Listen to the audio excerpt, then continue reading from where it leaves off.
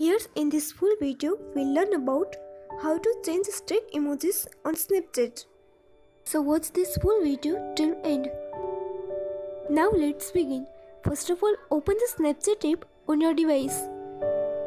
Now log in with your Snapchat ID.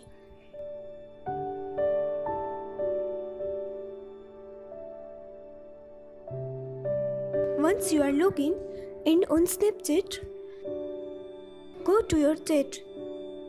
Now tap on your Snapchat profile at the left top corner. Next here, tap on settings icon at the right top corner. This would open up your settings. Now scroll down to below and tap on manage under additional services. Here you will find friend emojis. Tap on it. Now here scrolling down and you will may find snap streak. Tap on it. Now here you can select any emoji from this. Which would you like? So select any emoji for your snap streak. Simply tap on any emoji to select it. Here select it. So that's how easily you can change streak emojis on Snapchat.